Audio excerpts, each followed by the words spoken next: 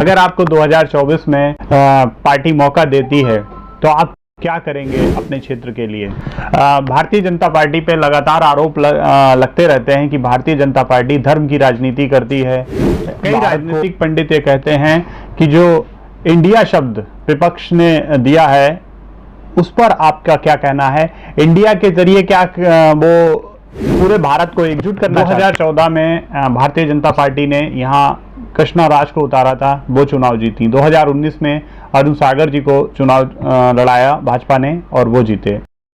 Mission 2024 पर आपका क्या कहना है और आपकी कितनी तैयारी है मिशन 2024 को लेकर? सक्रिय हो चुके हैं, तमाम राजनेता अपनी अपनी तैयारी में जुट चुके हैं। 2024 का रण कौन जीतेगा और किन मुद्दों पर यह रण जीता जाएगा और किस तरीके का क्षेत्र में भ्रमण है लोगों का, प्रत्याशियों का, उम्मीदवारी जो जता रहे हैं उनका, तो इसी चीज को इस चीज पर चर्चा करने के लिए हमारे साथ मौजूद हैं सत्यपाल जी, जिला अध्यक्ष अनुसूचित मोर्चा शाहजहांपुर।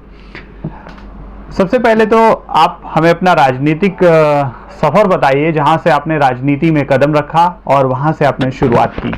राजनीति सफर वर्ष 1992 में छात्र जीवन से ही शुरू कर दिया था और न्यूज़पेपर देखा करते थे, रेडियो पे आया करते थे समाचार, तो उनको सुन के मन में ये भावना हुई कि हम भी कुछ करें और देश के लिए कुछ करें। जिस स्तर पे हम थे उस स्तर पे अपना देखते रहे, काम करते रहे, लोगों की सेवा करते रहे, समाज हित के काम करते रहे और धीरे धीरे जब और जागरूक हुए तो लगा कि हमें और बड़े स्तर पे कहीं जाकर के अपने देश हित के लिए कुछ किया जाए, प्रदेश हित के लिए किया जाए, जनपद हित के लिए किया जाए। तो ये मेरी धारणाएं वर्ष 1992 से रही हैं कि जनता की सेवा कैसे की जाए। मेरे घर में आग लगी थी वर्ष 1992 में, तब कुछ राजनीतिक दल के लोग आए और आके कुछ आर्थिक सहायता पास पड़ोस में देने लगे थे। तब मुझे लगा कि हम भी ऐसे नेता बनके या कुछ बड़े स्तर पे बनके लोगों की सेवा करें। तब से मेरे मन में भावनाएं आई। किस दल से आपने शुरुआत की थी राजनीति में?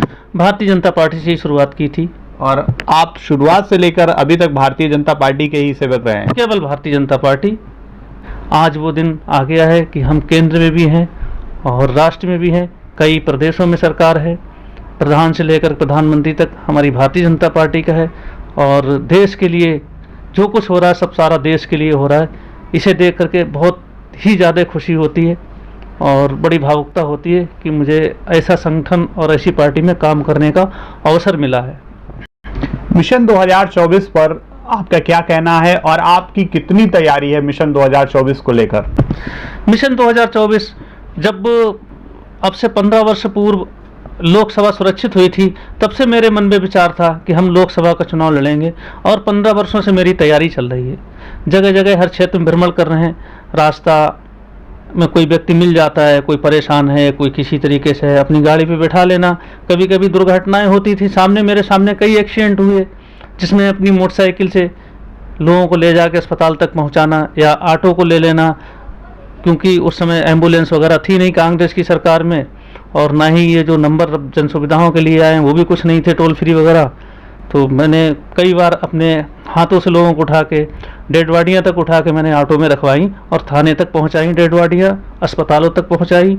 तो तब से लगातार लगे हुए हैं और हर गांव में भ्रमण कर रहे हैं, गांव-गांव जा भी रहे हैं और करीब करीब हम 800 से अधिक गांव का भ्रमण कर चुके हैं, बल्कि 15 वर्ष में 800 से भी ज़्यादा 1000 से ऊपर भ्रमण कर चुके हैं। ऐसा क्षेत्र में कोई गांव नहीं जिसमें हम ना पहुंचे हों। कुछ गांव रह गए हैं जो दूर थे, या मैंने देखा कि 15 साल में धीरे धीरे लोगों के जनसंपर्क में रहे, लोगों को सहयोग किया, लोगों को हर तरीके के फ़ायदे पहुंचाए, जैसे भी जो संभव होता था वैसा काम करते थे। फ़ोन 24 घंटे खुला रहता है, जिस समय फ़ोन पे आदमी फ़ोन करता है फ़ोन रिसीव करते हैं, अगर रिसीव नहीं होता तो बैक कॉल जरूर करते हैं।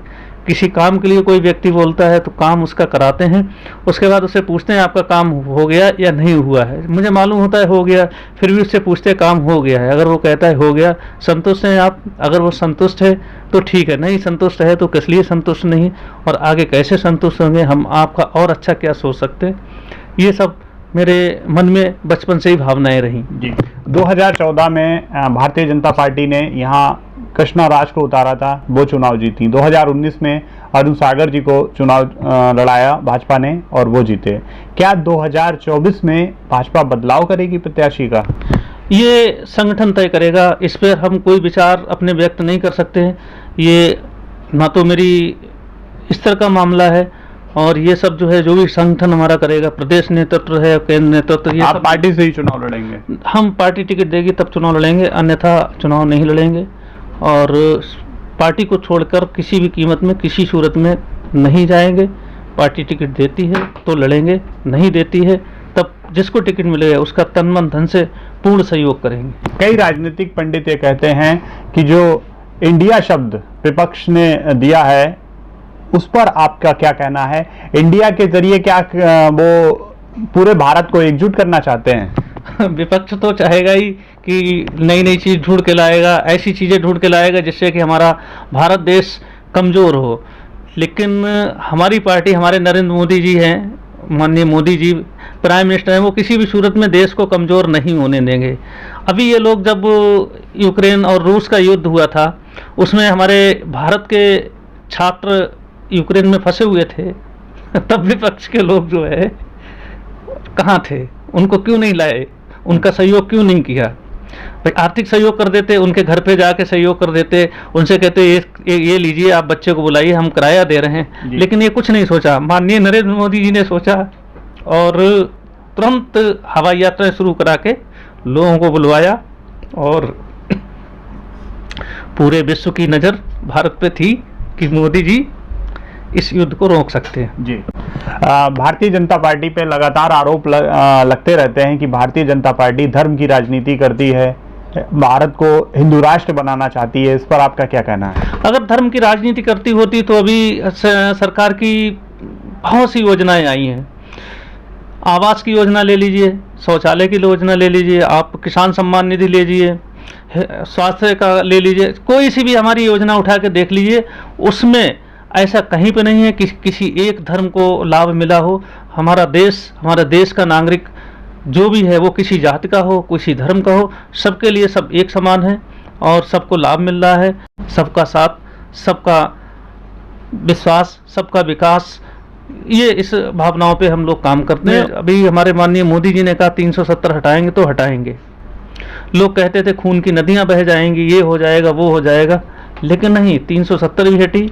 और जम्मू कश्मीर हमारे भारत में हुआ, एक देश, एक झंडा, एक कानून हुआ है। बस हाँ, इस सरकार में अगर परेशानी है तो सिर्फ माफियाओं को, गुंडाओं की परेशानी है। बाकी हर व्यक्ति स्वतंत्र है और स्वतंत्र रूप से काम कर रहा है। किसी तरीके की उसको किसी तरीके की कोई परेशानी नहीं हो रही है। सूबे के मुखिया योगी आदित्यनाथ पे लगातार आरोप लगते हैं कि वो जो मुस्लिम माफिया हैं उन पर ज़्यादा नकेल कसते हैं और बाकी सवर्ण माफिया या अन्य जाति के माफियाओं पर नकेल नहीं कसी जाती है। इस पर आपका क्या कहना है? देखिए, विरोधी हैं, विरोधी कुछ भी कहें, लेकिन उनके कहने से देश, प्रदेश देख रहा है। प्रदेश में ऐसी कोई घटना नहीं हुई है माननीय केंद्र या राज्य सरकार द्वारा कि किसी एक समुदाय को परेशान किया जा रहा हो या किसी भी समुदाय के व्यक्ति को परेशान किया जा रहा हो। सिर्फ अपराधी प्रवृत्ति। अगर विकास दुबे किसी एक समुदाय के होते या किसी एक धर्म के होते तो विकास दुबे पर क्यों ऐसा शिकंजा कसा जाता?